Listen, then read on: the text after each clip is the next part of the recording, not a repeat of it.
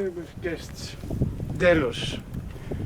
Delos, a tiny island in the center of the Aegean Sea, an island in the center of ancient Greek civilization.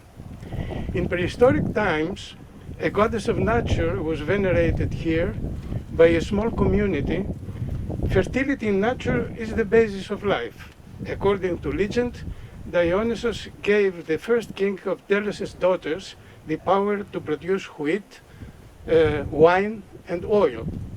Tradition and finds attest further to the amazing fact that this small prehistoric community had already closer relations with overseas countries from which cereals, but also works of art, came to the island.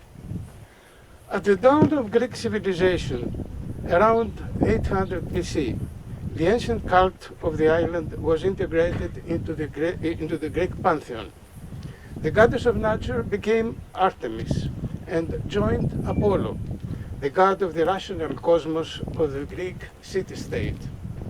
The island, protected and guided by the comprehensive pair of divinities, but without any claims of sovereignty, was henceforth a unique neutral position for the synthesis of different interests. Around 700 BC, it became the religious center of an association of all Ionians, the most populous Greek tribe. Representatives of all Ionian city-states met periodically here with offerings to praise the gods and live in the experience of their divine cosmos. Cities and individuals used to commemorate their excellence of any kind, power, wealth, skills, or memorable deeds in this interregional center with buildings and costly works of art that progressively embellished the sanctuary and brought wealth to the island. Yet, the Delian Association, an early on small-scale universal community, set to function on equal terms for all cities under the auspices of Apollo, the god of harmony and balance, could not escape the vices of human nature. Demonstration of excellence can easily fall into a claim to leadership. Already late in the 6th century before Christ, Athens, the most powerful Ionian Greek city-state, manifested its intention to dominate Delos. The Persian Wars suspended this step. Because in the aftermath of the Persian invasion, the spirit of united Greece against the common enemy made Delos once again the center of a league of about 140 Greek cities with equal rights. However, Athens soon took control of the island, moved the treasure of the league from Delos to Athens, and appointed magistrates who administered the sanctuary for many years. As the power of Athens weakened, Delos became the center of a universal community for the third time, this time on a more secular basis. In the late 4th century BC, the island was again independent, and once more the religious center of a league of the Aegean island cities with a federal character. Delos developed now rapidly into a commercial center where foreign merchants and mariners settled and developed communities of different nationalities, religions, and languages, which gave a cosmopolitan character to the island. The 2 last centuries of the first millennium BC were for Delos a time of economic growth and prosperity, as the remains of the opulent houses of the period, which you saw built before, manifest. It is estimated that the population of the tiny island rose to the number of about 25,000 people at that time. Even so, or perhaps because of that, the island passed again successively under the control of powerful states of the time, Hellenistic kings, the Athenians, and the Romans. The Romans finally developed ports for the transit trade in their own country, and so deprived Delos of the source of its prosperity and significance. In imperial and early Christian times, the island gradually declined, and soon after the 6th century of our era, it was deserted and deprived of any significance. Delos and its high significance in the frame of classical culture were reinvented with the systematic excavation and study of its ruins in the last 2 centuries. The history and the spirit of Delos condense human attitudes of adaptation to nature, of reasonable human intervention in it, of sociality and partnership, of reasonable human, of universality and engagement with an ideal cosmos. They also condense the character of human nature, which fluctuates between ideal and mundane. A clearer version of these universal messages is to be found in the mythology and the religion of ancient Delos. The Greek poet Pindar praised Delos in the 5th century BC as follows: "Daughter of the sea, immovable wonder of wide earth, you that mortals call Delos, but the blessed ones in Olympus name the luminous star of dark earth." According to the myth, Delos was originally a female divinity named Asteria. She was the granddaughter of Uranos, the sky, and Gaia, the earth. In order to escape the amorous advances of Zeus, she transformed herself into an ortyx, a quail, and flung herself into the Aegean Sea.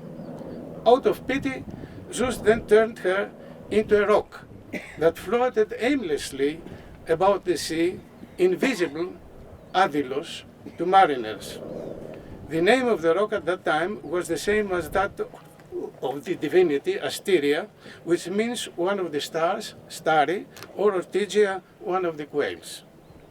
The petrified divinity had nevertheless a glorious destiny. Zeus fell in love with Asteria's sister, Leto, and impregnated her, which caused his wife's, Hera's, angry outburst. Hera, in her jealousy, prohibited all lands from accommodating the delivery of Leto. Zeus then appeared to his brother, Poseidon, to help Leto find a place where she could rest and give birth to Zeus's offspring. Poseidon took the floating rock, which up until then was Adylos, that is invisible, anchored it to the sea with 4 pillars of diamond bases, and renamed it Delos, which means the visible.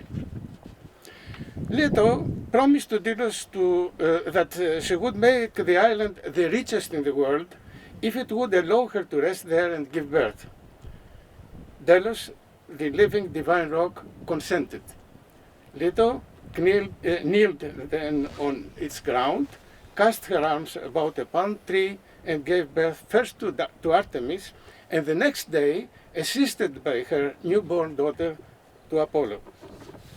The earth on Delos bloomed at the birth of Apollo, and the island was filled with gold. Ancient myths are an unquestionable image of the cosmos, a condensed worldview of ancient societies. This is explicit in the way classical Greek tragedies use traditional myths in order to present rules of fate, state policies, or moral values. In this context, the mythology of Delos represents the concept of a cosmogony, the concept of the creation of a real as well as an ideal world. Life is integrated into the universe. Asteria comes from heaven and creates land in order to house life.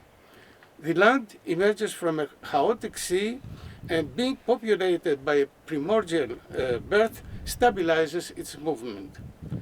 Leto, a sister of Asteria, comes equally from heaven, but she is bound to earthly life. She is a kind of a goddess of nature.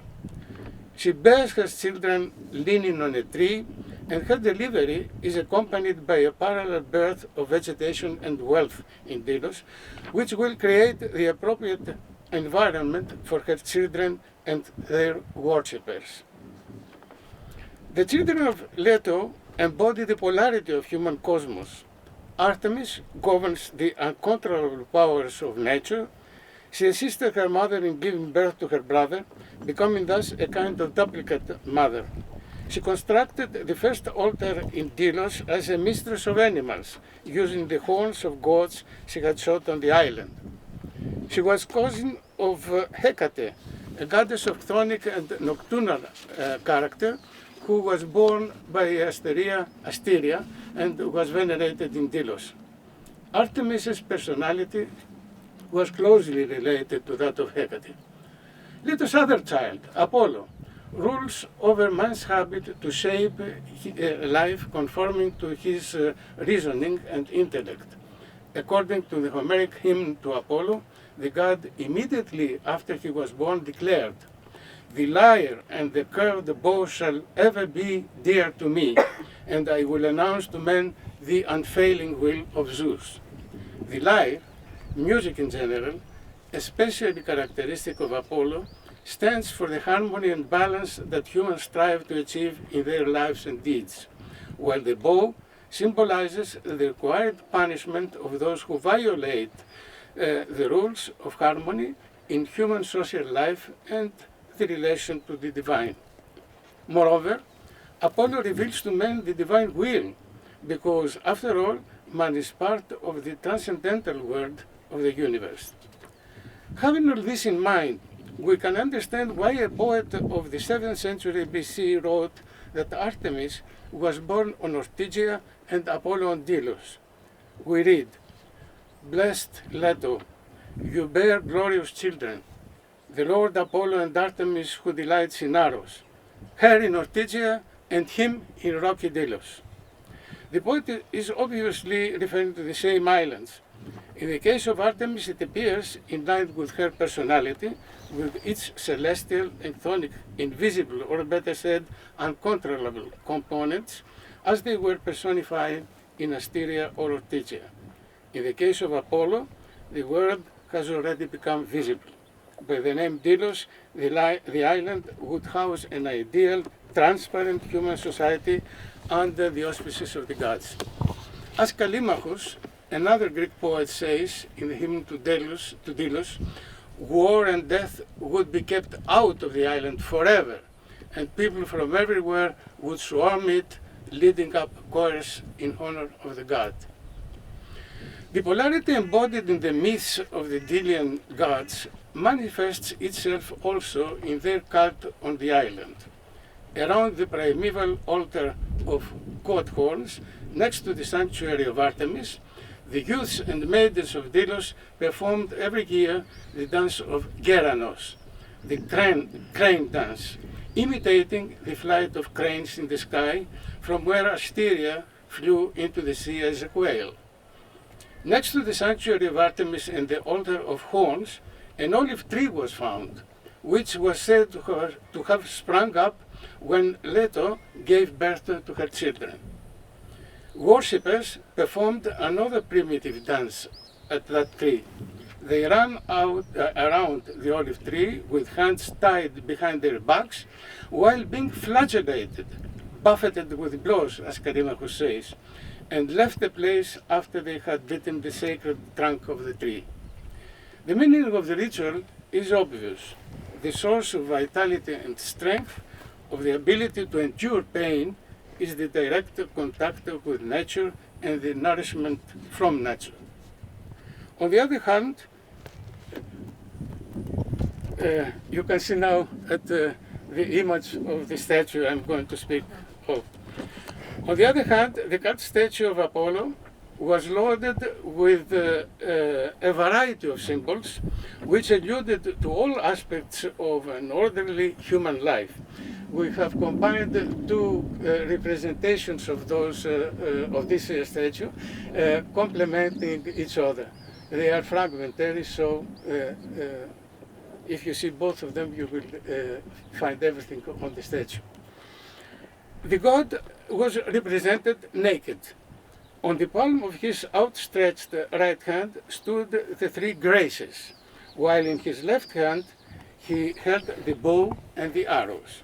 This meant that the cosmos of Delos would mainly profit from the gracious gifts that Apollo bestowed on humanity for an orderly life, but one should always bear in mind the wrath of the divine for wrongdoers.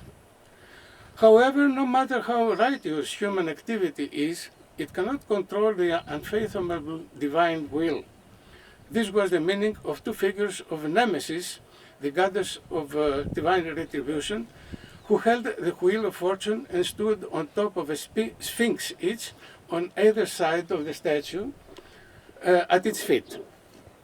Nevertheless, persistent righteous behavior against misfortune leads to a blessed afterlife. It becomes the absolute victory in life. This was symbolized with two more figures flying around the head of Apollo, Hermes the psychopomp on his right, Nike the victory on the left. It is in this sense that we have to interpret one more important ritual in Delos, the dance of the Delian maidens. It is described in the Homeric hymn to Apollo as follows: "And there is the great wonder, the girls of Delos, handmaidens of the far shooter, praise Apollo first, and also Leto and Artemis, who delights in arrows. And then they sing a strange telling of men and women of past days and charm the tribes of men. In doing so, they imitate the tongues of all men and their barbaric speech. Each would say that he himself were singing, so close to truth is their sweet song." The girls sang and danced at night with torches in their hands. The praise of gods and of significant mythical or real people of the past in common in the dark metaphysical environment of the night was the absolute affirmation of the deeds of the latter in life, whose message the girls communicated in different tongues around the world. So the worldview expressed in the religious life of Delos and the history of the island constitute a unique model of life anchored in nature and regulated by intellect, a model of inclusiveness and of regenerating adaptations. Delos, the visible, can work as a symbol for our efforts to keep our world visible, in other words, humane. Thank you.